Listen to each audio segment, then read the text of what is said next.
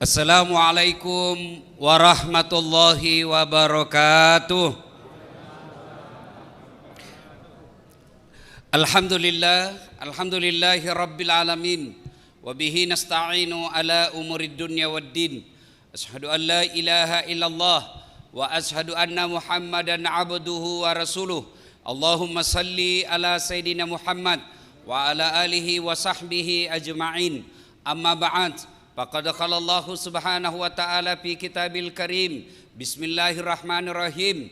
Ya ayyuhalladzina amanu taqullaha haqqa tuqatih wa la tamutunna illa wa antum muslimun. Wahai orang-orang yang beriman, bertakwalah kalian kepada Allah dengan sebenar-benarnya takwa, dan janganlah kalian mati kecuali dalam keadaan beragama Islam. Wa qala idzan bismillahirrahmanirrahim. Ya ayyuhalladzina amanu dukhulu fis-silmi kaffatan wa la tattabi'u khutuwatis syaitan innahu lakum adu mubin. Wahai orang-orang yang beriman, masuklah engkau ke dalam Islam secara sempurna, dan janganlah engkau ikuti langkah-langkah setan, karena sesungguhnya setan itu musuh yang nyata bagi kalian. Musuh kalian bukan ulama, musuh kalian bukan polisi, musuh kalian bukan tentara, musuh kalian bukan aparat, musuh kalian bukan pejabat, musuh kalian adalah setan, di mana setan itu musuh yang nyata bagi kalian. Itu kata Allah. Dan ternyata di tempat ini baru saja kita tarawih, banyak juga setan yang berkeliaran di tengah-tengah kita. Setannya bukan pocong, tapi setannya berupa handphone. Orang sudah ceramah masih sibuk juga dia gitu. Itu setan itu mengalihkan perhatian. Bapak Ibu tahu enggak? Saya baru tadi malam mendarat dini hari dari umroh. Hanya beberapa jam tidur, pergi lagi ke sini ke Semarang. Belum beberapa sampai di hotel, belum sejam, lanjut lagi pergi ceramah. Untuk apa? Menghargai undangan Gubernur Jawa Tengah. Begitu sangat saya menghormati acara ini, saya bilang sama istri saya, kamu harus tahan dulu untuk dapat pelukan dari suamimu. Kenapa? Menghormati undangan. Jadi tolong juga kasihan, hormati dan hargai perasaanku. Simpanlah dulu itu handphone selama saya ceramah. Boleh Bu? Ibu-ibu yang pegang handphone selama saya ceramah, saya doakan suaminya kawin lagi. Nah, baru dia simpan HP-nya. Wa qala idzan bismillahirrahmanirrahim. Innallaha wa malaikatahu yusalluna 'alan nabi. Ya ayyuhalladzina amanu sallu 'alaihi wa sallimu taslima.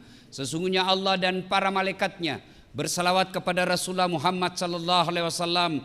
Maka wahai orang-orang yang beriman, bersalawatlah kalian kepada Rasulullah dengan sebaik-baik salawat. Allah perintah kita puasa, Allah tidak menunaikan ibadah puasa. Allah perintah kita sholat, Allah tidak menunaikan ibadah sholat. Allah perintahkan kita haji, Allah pun tidak melakukan haji. Tapi ketika Allah perintah kita salawat, jelas dengarkan firman Allah. Innallaha wa malaikatahu, Allah dan para malaikatnya bersalawat kepada Rasulullah Muhammad sallallahu alaihi wasallam. Begitu cintanya Allah dan malaikat kepada Rasulullah. Lalu kenapa kita umatnya tidak cinta kepada Nabi? Rasulullah ketika wafat datang ditawarkan oleh malaikat Jibril. Sebelumnya Allah sampaikan, malaikat, kau turun jemput kekasihku Muhammad, cabut nyawanya. Dengan catatan, tanya dulu. Kalau dia mau eksekusi, kalau tidak mau jangan lakukan. Tunggu sampai dia mau. Bayangkan Pak, satu-satunya manusia ditawari, Muhammad, saya diperintah Allah cabut nyawamu. Kalau kau mau, menurutmu bagaimana? Tapi Rasulullah apa kata beliau? Siap. Nabi dan Rasul sebelumku selesai melaksanakan tugas, mereka menghadap kepada Allah. Jibril, aku pun siap hari ini. Tapi tolong berikan saya berita gembira tentang umatku. Beliau tidak tanya, berikan saya berita gembira tentang anak cucuku, tentang keluargaku. Tidak. Beliau berkata, berikan saya berita gembira tentang umatku. Begitu cintanya Rasulullah kepada kita. Lalu kenapa kita bersalawat saja malas? Ayo bersalawat bareng-bareng. Saya mau ajak kita salawat. Bukti cinta kita kepada Rasulullah Muhammad sallallahu alaihi wasallam. Sallallahu ala Muhammad sallallahu alaihi wasallam. Sallallahu ala Muhammad, sallallahu alaihi wasallam. Ibu bapak saudara-saudara sekalian teristimewa yang kita hormati, Bapak Gubernur Jawa Tengah Bapak Haji Ganjar Pranowo SHMP beserta seluruh jajaran yang insya Allah dimuliakan dan dirahmati oleh Allah Subhanahu wa taala. Bapak Ibu Porkopindah Provinsi Jawa Tengah, Bapak Ketua Basnas Jawa Tengah yang terhormat Kiai Haji Ahmad Daroji yang insya Allah dimuliakan dan dirahmati oleh Allah Subhanahu wa taala. Saya pada kesempatan ini tidak secara detail bercerita tentang nuzulul Quran karena itu Bapak selalu dengar dan bisa diupdate di YouTube kita masing-masing.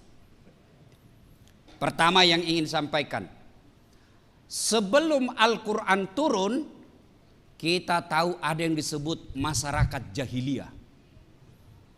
Apakah masyarakat jahiliyah itu hanya hidup 1400 tahun yang lalu? Jawabannya tidak.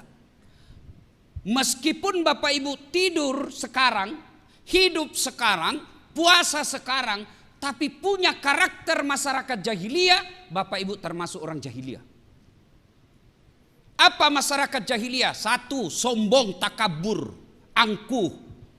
Jadi kalau ada orang Islam mengaku dirinya Islam, mengaku diri umat Rasulullah, tapi dia sombong, takabur, pongah, itu masyarakat jahiliyah. Dan Pak Gubernur, dosa setan yang ditiriskan sampai setik ini selalu dia kembangkan dan selalu ditanamkan kepada kita, dosa sombong. Apa yang kita mau sombongkan? Satu, ilmu. Aduh, ilmu. Kalau Allah mau dicabut ilmu kita, pikun. Ada orang di kampus banyak sekali gelarnya, bertumpuk-tumpuk, profesor, doktor, tak. Begitu mau pensiun usia 70 tahun, mulai pikun-pikun Pak. Diprotes sama istrinya, Pak biasanya kalau kau mau pergi mengajar kau cium-cium jidatku. Ini sudah hampir 1 minggu tidak pernah lagi kau cium saya. Kata suaminya dalam hati, astagfirullah, berarti siapa ku cium selama ini? Ternyata pembantunya dia cium Pak. Apa mau sombong? Profesor doktor, Allah cabut ilmumu, kau tidak bisa bedakan mana istrimu mana pembantu. Pak Kadis jangan juga modus. Teman-teman sudah dengar ceramah ini, besok didapat di kamar sama anaknya, Pak saya kira mamamu nak. Apa yang kita mau sombongkan dengan ilmu? Allah jelaskan dalam Al-Quran, wa ma utitu minal ilmi illa qalila. Saya tidak berikan kamu ilmu kecuali sangat sedikit. Itulah makna kenapa kita tidak mengetahui arti alif lam mim, Taha, Yasin. Apa tujuannya? Allah ingin tunjukkan, jangan kau sombong dengan ilmu. Alif lam mim kau tidak tahu. Adakah ustadz yang sombong karena ilmunya? Banyak. Mana ustadz yang sombong yang tidak mau menerima perbedaan pendapat, seolah-olah hanya dia penghuni surga. Kayak dia panitia hari kiamat. Aduh.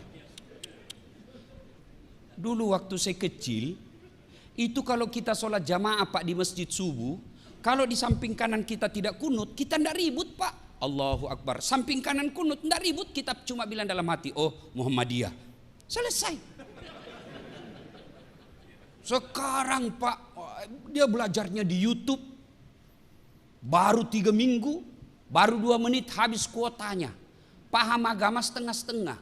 Hanya dia tahu jingkrang, hanya dia tahu pelihara jenggot, hanya dia tahu bicara Arab setengah-setengah. Afwan, jazakallah ya ukhti, kaifa haluk ya habibi, kullu nafsin saikatil maut. Ya sudahlah, jangan sombong karena ilmu. 2, apa yang mau sombong? Jawatan. Gubernur mau sombong, aduh, 10 tahun men. Selesai, wabillahi taufiq wal hidayah. Gambang Garuda Pak Pranowo, Pak Ganjar, 10 tahun aja dipakai Pak. Begitu habis masa jabatan, Bapak masih mau pakai keliling Jawa Tengah, dibilangi gila Pak. Ayo, apa yang kita mau sombongkan? Kepala dinas kau mau sombong, pret. Kamu bisa jadi kepala dinas ke gubernur senang. Biar gubernur senang, kalau istri beliau tidak senang, tidak jalan kamu. Apa yang mau kita sombongkan? Jabatan, jangan sombong.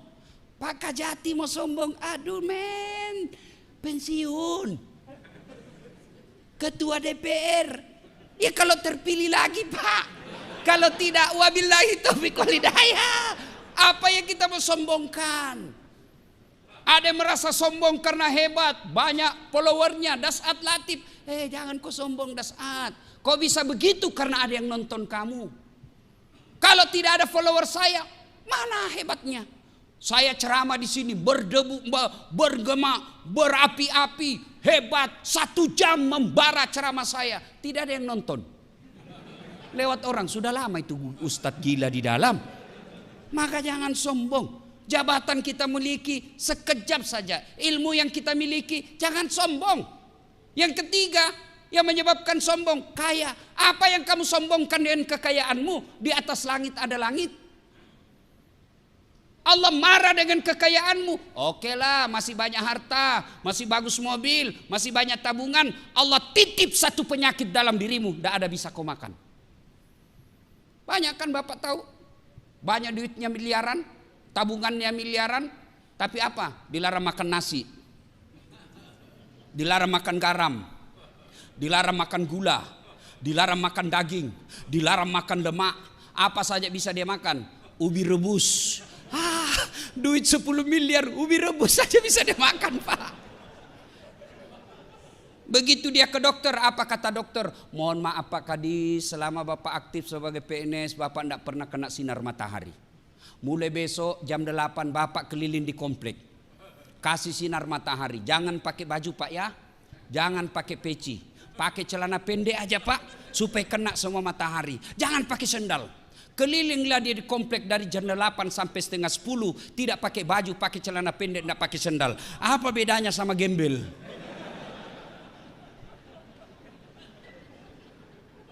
Ada 3 teman setan di dunia kata Allah. Ganiyun mutakabbir, orang kaya yang sombong. Kaya pangkat Pak Gubernur sombong, temannya setan. Kaya ilmu Ketua Basnas sombong, temannya setan. Kaya harta, hartawan sombong, temannya setan. Tapi kalau mereka golongan ini sombong, orang masih tolerir dan maklumi. Kenapa? Ada hal yang dia bisa sombongkan. Wajarlah dia sombong, dia gubernur Jawa Tengah, paling banyak penduduknya bos. Kaya, wajar dia sombong, apa aja dia punya.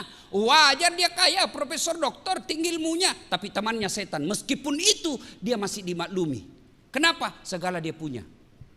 Tapi kalau itu sudah temannya setan. Tapi kalau sudah tidak terkenal, miskin, pengangguran, mengharap-harap THR, jelek mukanya, bau mulutnya, sombong lagi. Kau bukan temannya setan, kau sudah jadi setan cilaka. Ayo, kalau ada di antara kita masih punya rasa sombong, Allahu Akbar, kalian gagal dalam berpuasa. Tujuan orang puasa, Bapak semua sudah hafal. Endingnya puasa, akhirnya puasa, la'allakum tattaqun. Mengenai orang-orang yang bertakwa. Dan salah satu sifat orang bertakwa kata Imam Buzairi, tawadu. Apa itu tawadu? Rendah hati, bukan rendah diri. Saya ketawa dalam hati kalau ada lihat pejabat, anggota DPR, kepala dinas, kepala seksi mau sombong. Aduh kasihan, berapa lama kau punya jabatan? Maka semakin tinggi jabatan, semakin cakep, semakin cerdas, semakin kaya, tapi dia rendah hati. Itulah yang Allah cintai dunia sampai akhirat. 2, karakter orang jahiliyah. Apa itu? Nganggap remeh orang lain. Selama Bapak suka nganggap remeh orang lain, itu karakter jahiliyah. Allah larang Bapak pakai mobil mewah, silahkan, itu rezekimu. Allah larang pakai emas berlian, silahkan, itu rezeki, tidak dilarang Allah pakai. Kalau perlu pakai berlian itu gigi. Kan ibu-ibu sekarang itu begitu kayanya, giginya aja dia kawat Pak. Dulu waktu kita kecil pagar yang dikawat Pak. Sekarang gigi dia kawat-kawatnya Pak. Kalau masih mahasiswa saya masih senang lihat Pak. Tapi kalau sudah istri kepala dinas, sudah mau 50 tahun pakai kawat juga terlambat. Ini namanya STNK, sudah tua nakal kembali.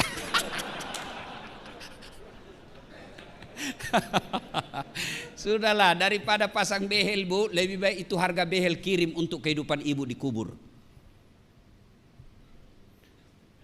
Nganggap remeh orang lain. Mana disebut nganggap remeh orang lain? Nih, bapak diangkat kepala dinas, meremehkan pegawai honor. Itu sombong, masyarakat jahiliyah itu. Ada pegawai honor di sini? Ada? Banyak kan? Saya tahu penyanyi lagunya kalau pegawai honor. Berakit-rakit dahulu, berenang-renang ke tepian, sakit-sakit dahulu, susah-susah dahulu, lalu kemudian tetap susah. Itu pegawai honor tuh. Sebelumnya PTT namanya kan, pegawai tidak tetap. 5 tahun kemudian TTP, tetap tidak pegawai.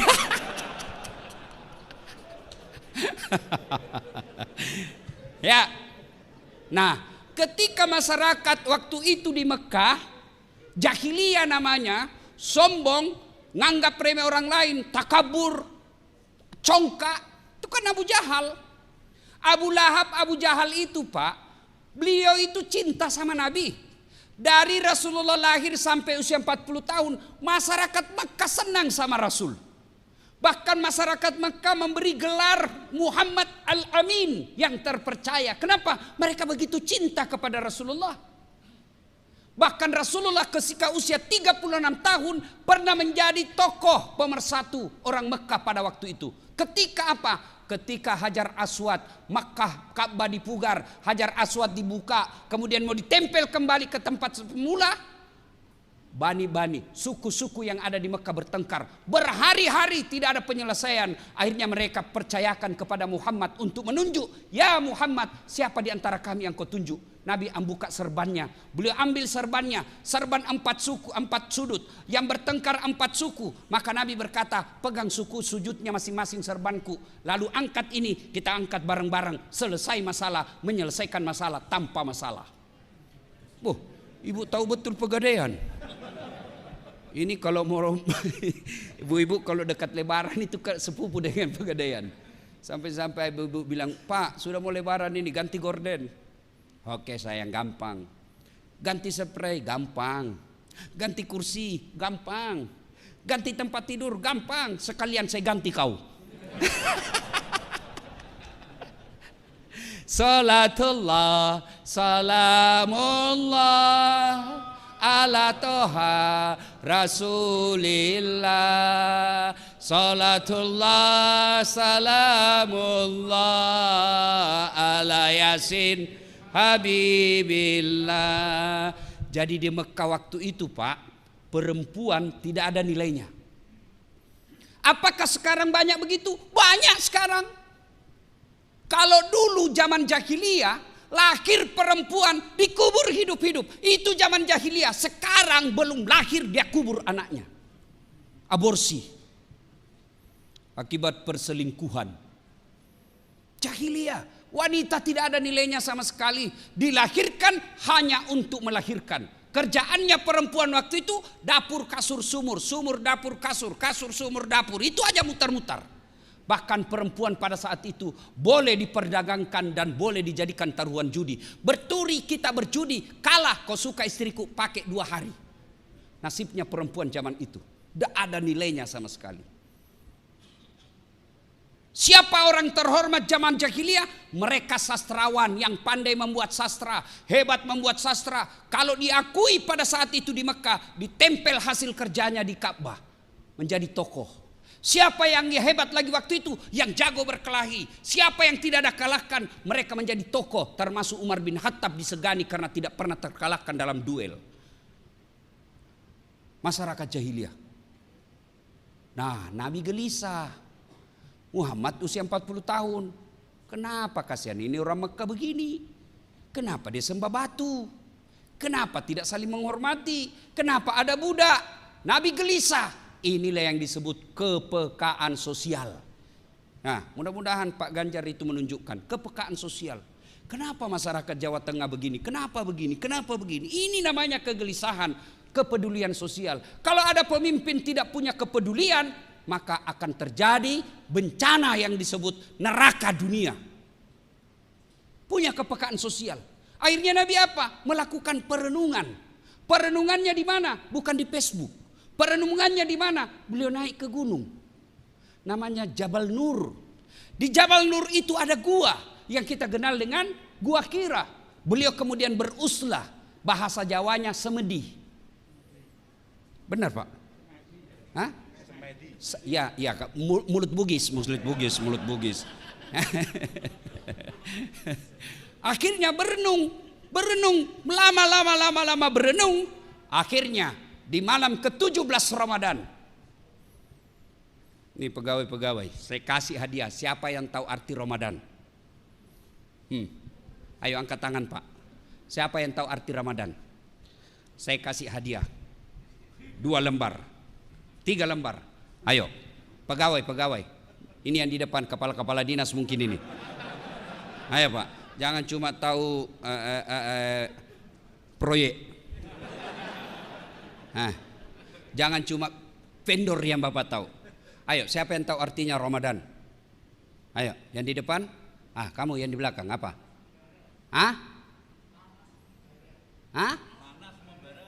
Sini. Di sini jawabnya. Ayo cepat sini. Ini pegawai negeri? Kepala dinas? Oke lah, mudah-mudahan jadi kepala dinas nanti. Oke, sini. Cepat sedikit. Monggo, permisi Pak Gubernur. Sebelum jawab ada passwordnya. Passwordnya siapa namanya bapaknya gubernur? Tidak ngerti Pak. Tidak tahu. Lain kali langsung jawab karena belum tentu juga di sini tahu. Itu namanya pemuda tidak pernah menyerah. Sekarang apa arti Ramadan? Panas membara. Bulan keberapa dalam kalender Hijriah? Ya wes iki. Nggih. Ya. Ramadan artinya trik yang mendidih, panas membara. Bulan keberapa dalam kalender Hijriah? Bulan ke-9. Itu Bapak harus tahu deh. Kalau kita Januari, Februari dihafal biar tutup baru bangun. Bulan 9, bulan apa namanya? Itu hafal Pak. Sebagai kecintaan kita kepada dakwah Islam. Nah sudah. 17 Ramadan, Jibril datang dalam bentuk pemuda dan peluk Nabi. Ya Muhammad, ikra, baca. Kata Nabi, saya tidak tahu membaca bro. Ikra, baca. Saya tidak tahu membaca. Dipeluk lagi sampai sesak napas. Ikra, baca. Lalu Nabi mengikuti. Ikra, bismi rabbikal ladzi khalaq. Sampai ayat ke-5. Poin yang ketiga, nuzulul Quran kita kali ini. Ayat pertama Allah turunkan tentang perintah membaca. Artinya apa? Di kantor gubernur ini kalau mau maju SDM-nya baca. Belajar, jangan cari muka. Jangan jadi tim sukses penjilat. Sekarang banyak orang kalau mau jadi kepala dinas jadi penjilat. Nggih Pak, nggih, Nggak laku itu bos. Tahu ketika Nabi Isra Mi'raj ada orang tangannya tangan manusia, kakinya kaki manusia, badannya badan manusia, mulutnya ular, kepalanya ular. Nabi bertanya, ya Jibril siapa itu? Itu umatmu yang suka menjilat-jilat cari muka. Di kantor ini banyak.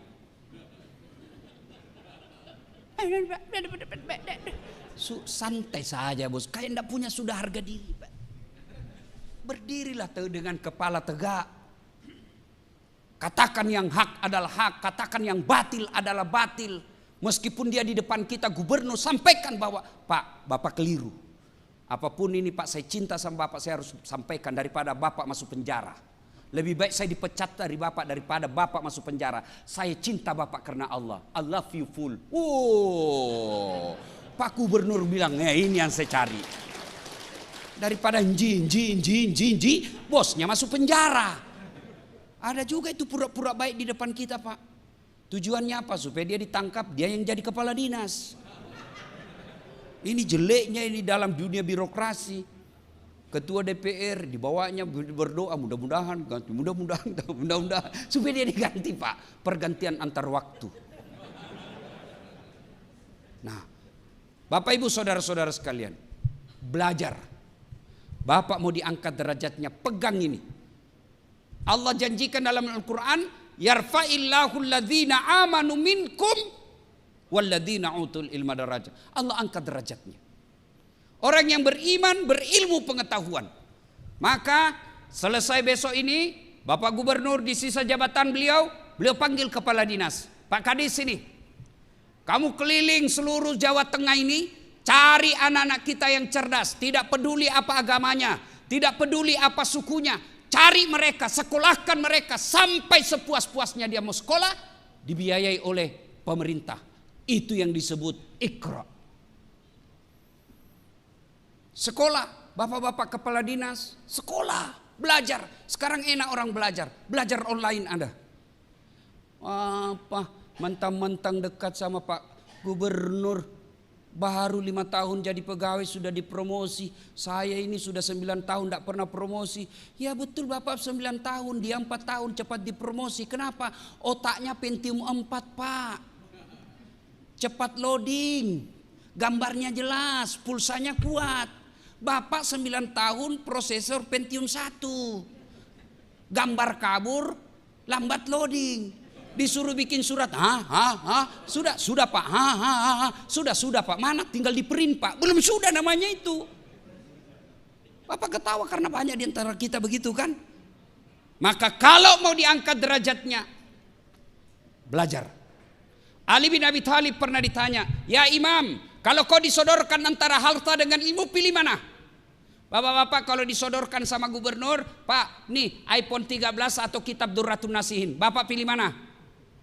Kitab. Pencitraan. Ali bin Abi Thalib, ya Imam, kalau kau disodorkan antara harta dengan ilmu, pilih mana? Ali bin Abi Thalib dengan mantap, saya pilih ilmu. Kenapa ya Imam? Ada 3 kelebihan ilmu dibanding harta. 1, harta kamu yang jaga, ilmu dia yang jaga kamu. Bapak punya duit 5 juta, masukkan kaleng-kaleng, gembok kalengnya, 1 gembok. Masuk lemari, gembok lagi lemarinya, 2 gemboknya. Keluar kamar, gembok lagi kamar, 3 gemboknya. Keluar rumah, gembok lagi rumah, 4 gemboknya. Keluar pagar, gembok lagi pagarnya, 5 gemboknya. Sampai kantor gubernur hilang kuncinya. Apa ndak setengah mati dijaga itu duit. Tapi kalau ilmu, dia yang jaga kamu. Mana buktinya? Pak Ganjar. Kemana-mana dikawal Satpol PP. Polisi setengah. Saya Satpol, saya Ustadz. Dijaga, dikawal. Kenapa? Karena punya ilmu. Tidak mungkin jadi gubernur kalau beleng-beleng. Maka kalau ilmu, dia yang jaga kalian. Kalau harta, kalian yang jaga dia. Maka belajar. Belajar ilmu apa saja. Belajar ilmu sawit. Bismi rabbikal ladzi khalaq. Belajar ilmu matematika. Belajar ilmu fisika. Ilmu kedokteran. Administrasi negara. Silakan pelajari semua. Pelajari. Dengan catatan Bismi rabbikal ladzi khalaq, mengagungkan nama Tuhan. Kalau Bapak semakin tinggi sekolahnya, makin banyak gelarnya, tapi semakin jauh dari Allah, percaya itu bukan ilmu, tapi ilmu sekedar tahu. Itu namanya sekedar tahu. Ilmu adalah orang yang mendekatkan dirinya kepada Allah Subhanahu wa taala. Itulah ilmu yang berkah. Selesai. Yang ketiga, belajar. Kemudian setelah Rasulullah menggigil, setelah dipeluk oleh Jibril, kembali Nabi ke rumahnya. Sampaikan kepada Khadijah, wahai istriku, saya menggigil kedinginan, selimuti saya. Kira-kira kalau Pak Kadis 3 hari 3 malam keluar rumah, tidak ada kabar, ditelepon mati handphonenya, pulang-pulang kedinginan, lalu katakan ke istri, Bu, selimuti saya Bu, saya kedinginan. Kira-kira apa singkatnya Ibu? Bapak diselimuti. Enggak Pak, interogasi. Dari mana kau? Kau pulang-pulang kedinginan. Marah itu HPmu. Memang ini laki-laki kurang ngajar ini. Tapi Khadijah tidak. Hikmah keempat, keluarga sakinah, keluarga bahagia, itulah yang disebut fid dunya hasanah. Bapak selalu berdoa, fid dunya hasanah. Mana sih itu dunia hasanah? Kebahagiaan di dunia, keselamatan di dunia. Mana kebahagiaan di dunia? Satu di antaranya punya istri yang baik.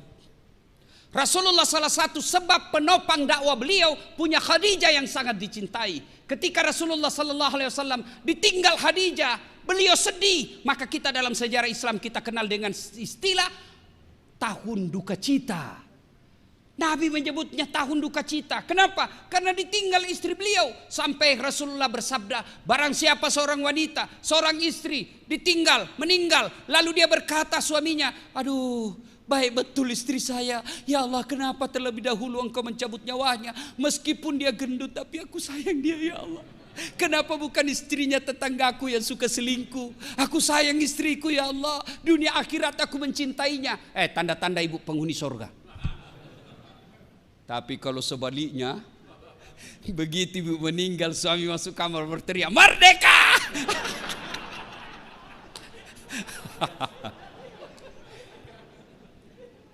Bu, ibu, ui, bu, ui, mau ndak masuk surga? Jalur pintas, mau ibu? Kata Nabi, 1, aqimis shalah, dirikan sholat. 2, puasa Ramadan. 3, jaga harga dirimu. 4, patuhi perintah suamimu. Kata Nabi, tadkhulul jannati bisalam. Ibu, kau masuk surga dengan segala kehormatan. Pintu mana saja kau mau. 4 aja syaratnya. Lebih susah jadi caleg. Benar. 4 aja syaratnya bu. Nabi sudah katakan, kau masuk surga deh dari pintu mana kau suka. Tapi sayang 1000 sayang, setan berhasil menggoda ibu-ibu. Akhirnya apa? Dia rajin sholat, dia rajin puasa, rajin tadarus. Satu dosa yang besar di sisinya, dia tidak tahu menghormati suaminya. Ibu boleh marah sama suami, boleh. Islam tidak melarang, tapi tidak boleh memaki. Kecewa saya bang, saya jauh-jauh dari Sulawesi ikuti kamu, ternyata aku berkhianat. Boleh ibu marah seperti itu. Tapi kapan ibu memaki, bodoh memang kamu, laki-laki apa ini, S2 tapi goblok. Bapak pernah digoblok-gobloki sama istri? Ini saya lihat ini muka-muka takut sama istrinya ini semua ini. Mana ada orang berani sama istrinya? Kalau Ustadz tidak, cuma istriku yang lebih berani. Podo air Memang tidak ada orang hebat depan istri pak. Habis. Kita ini bisa jago bukan karena saya hebat, tapi karena istri saya pandai. Istri saya pandai menyenangkan hati. Mana bisa Pak Gubernur mau pidato bikin anggaran kalau tiba-tiba istri menelpon, "Oi, anakmu kesetrum." Mana bisa lagi kita konsentrasi pak. Ya, maka salah satu yang disebut fid dunya hasanah itu seperti Khadijah. Ibu, bu, bu, ketika Khadijah sakaratil maut itu datang Jibril beri salam.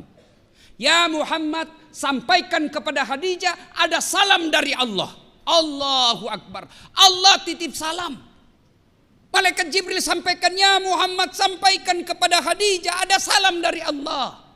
Dan sampaikan kepada Khadijah, Allah telah menyiapkan sorga. Dan di dalam sorga itu Allah sediakan Khadijah istana yang terbuat dari apa? Terbuat dari mutiara.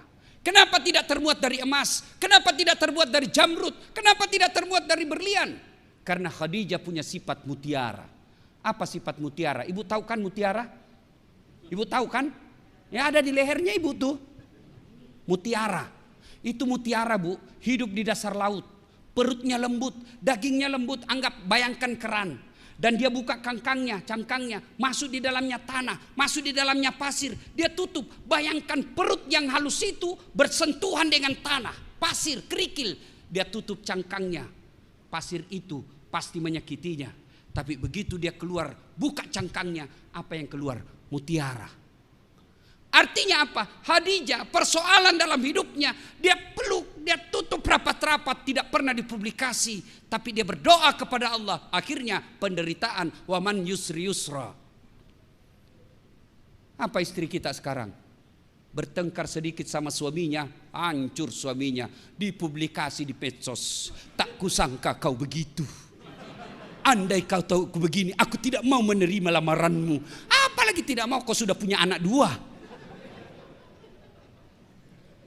Maka Bapak Ibu Kepala Dinas, Pak Gubernur, kita semua, kesuksesan kita, kebahagiaan kita, salah satu di antaranya punya istri seperti Khadijah. Kalau ada istri Bapak seperti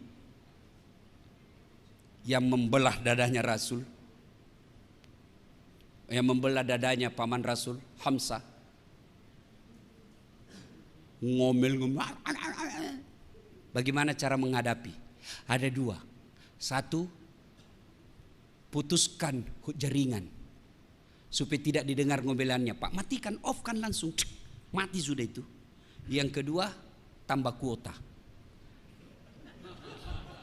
Jelas ya? Sudah paham kan maksud saya? Paham ya? Paham kan? Kalau berani. Kalau tidak berani ya sudah, lebih baik Bapak makan obat tidur saja, Pak. Selanjutnya turunlah Rasulullah menyampaikan kepada Khadijah, dan orang pertama beriman kepada Rasul Khadijah. Lalu Khadijah sampaikan kepada pamannya, seorang pendeta namanya Waraqah bin Naufal. Sampaikan kepada ini, lalu pendeta ini berkata, ya Muhammad, itu yang mendatangimu sama yang mendatangi Ibrahim, sama yang mendatangi Musa, sama yang mendatangi Isa. Engkau dilantik menjadi nabi dan rasul. Pendeta pertama yang memberitahu kepada Rasulullah Muhammad SAW. Hatam kisah karena waktu terbatas. Sekarang Al-Quran sudah ada di tengah-tengah kita. Maka bagaimana sikap kita? Paling real selain membacanya adalah mengamalkannya. Kalau Pak Gubernur diberikan wasiat, diberikan amanah oleh Allah dan rakyat Indonesia menjadi pemimpin, besok-besok Bapak mau memilih menjadi orang-orang yang berada di sekeliling Bapak. Kalau dia muslim, mutlak sebagai amanah, Bapak tes dulu deh dia ngaji. Kau ngaji dulu deh. Bagaimana kau mau mengimani? Bagaimana kau mau mengajarkan Al-Quran kalau kau tidak tahu ngaji? Kau ngaji dulu deh. Meskipun kau cerdas tapi tidak tahu ngaji, saya khawatir engkau tidak bisa mengamalkan nilai-nilai Al-Quran. Lebih banyak, masih banyak orang Islam yang bisa mengamalkan dan cerdas seperti kamu, tapi dia bisa baca Quran. Mulai mendidih otaknya kepala dinas. Kalau Pak Gubernur mau mengangkat kepala dinas, syaratnya harus lancar ngaji. Saya kira pendaftar mulai mundur, Pak. Mulai berkurang pendaftar. Bagaimana masalah buat kita orang Islam? Bagaimana kita mau menjadi pemimpin yang mengamalkan Quran kalau kita sendiri tidak tahu ngaji Quran? Langkah berikutnya setelah membaca qiraatil Quran, membaca Al-Quran, amalkan Al-Quran. Tidak usah muluk-muluk dulu deh. Kita saut, dari kecil kita tahu ayat ini, inna salata tanha anil fahsai wal munkar. Sesungguhnya solat itu mencegah kalian dari perbuatan keji dan munkar. Loh, kenapa ini kata Pak Gubernur? Rajin dia solat tapi pembohong, rajin dia solat tapi tukang nipu, dia rajin solat tapi tidak amanah, rajin solat tapi ngambil uang-uang negara. Katanya solat mencegah perbuatan keji dan munkar. Yang salah adalah periksa tata cara pelaksanaan solatnya. Barangkali Bapak solat tapi masuk dalam kategori fawailul lil musallin, celaka orang-orang yang solat. Kenapa celaka Ustadz? Karena dia solat semau-maunya. Solat aja Pak, mulai takbir aja semau-maunya. Bismillahirrahmanirrahim. Maliki yaumiddin. Iya kena.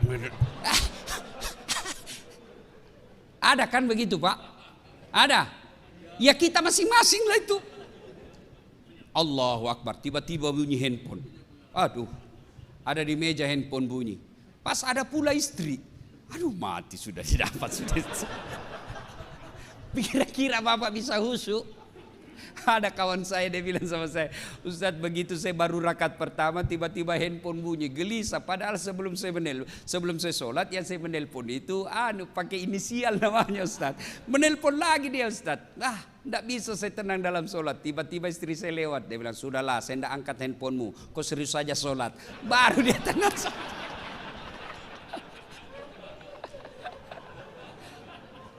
Kan banyak yang begitu. Gimana bagus bisa mencegah sholat kita, bisa mencegah kekuatan keji dan mungkar kalau sholat kita main-main.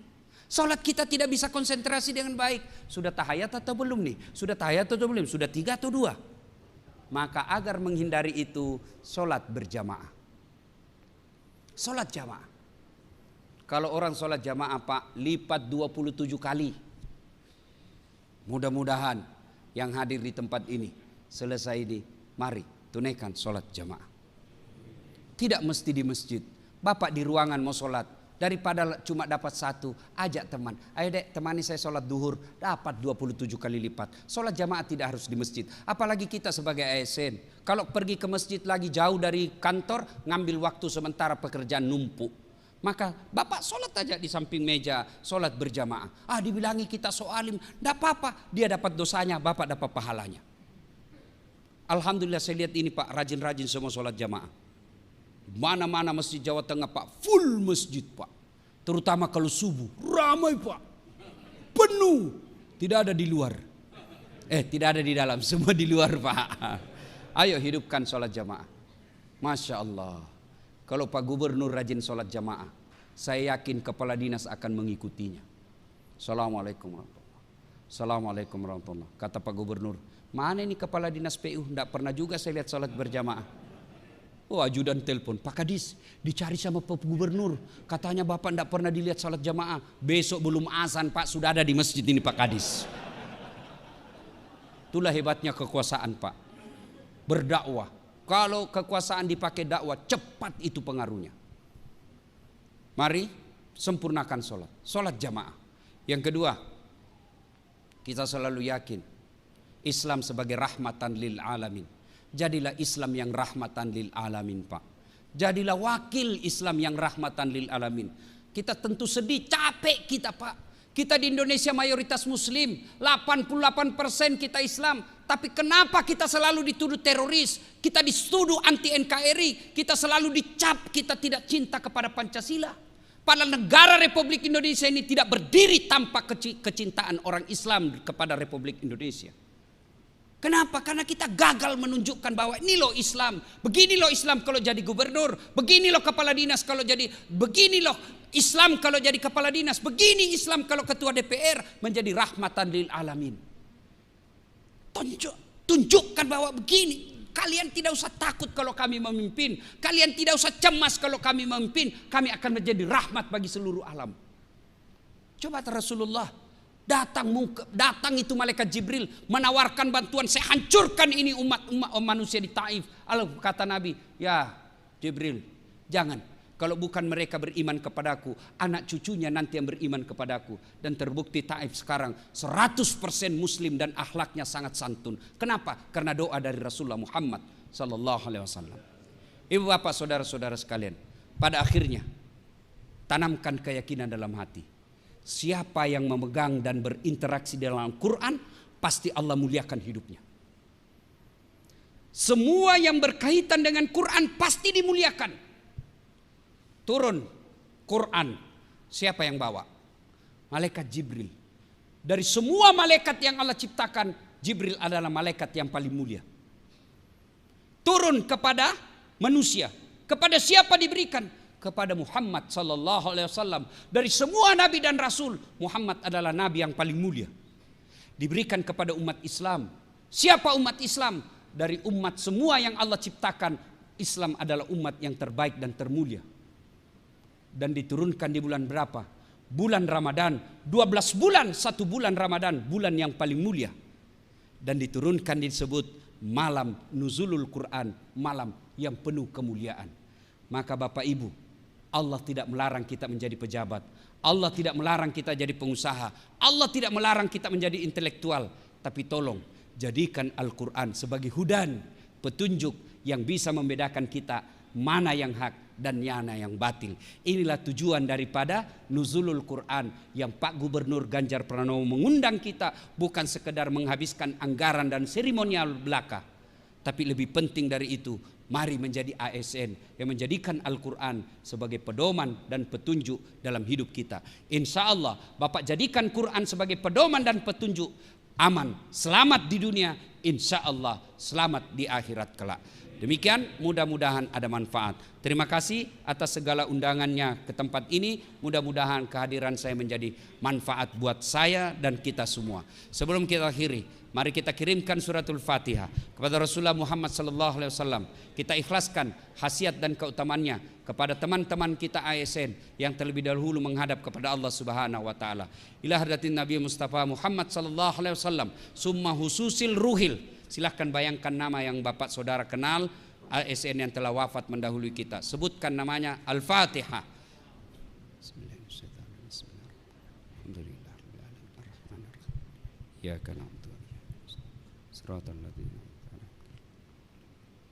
Amin. A'udzu billahi minasyaitonir rajim. Bismillahirrahmanirrahim. Allahumma shalli ala sayidina Muhammad wa ala ali sayidina Muhammad. Allahumma ghafir lil mu'minina wal mu'minat wal muslimina wal muslimat al akhya'i minhum wal amwat innaka sami'un qaribun mujibud da'wat wa kadiyal hajat. Allahumma ghafir lana wa liwalidayna warhamhuma kama rabbayana shaghira. Rabbana la tuzigh qulubana ba'da idh hadaytana wa hab lana min ladunka rahmah innaka antal wahhab. Rabbana atina fid dunya hasanah wa fil akhirati hasanah wa qina adzabannar. Subhana rabbika rabbil izzati amma yasifun wa salamun alal mursalin walhamdulillahi rabbil alamin. Izin ada yang terlupa Pak, satu kali sedikit lagi, minta 3 menit. Bapak Ibu, ini isinya air putih. Bapak Ibu, ini isinya air putih. Kalau air putih halal atau haram? Halal, jernih, bersih. Inilah pekerjaan Bapak menjadi ASN. Gaji Bapak anggota DPR, Forkopimda, inilah gaji Bapak. Halal.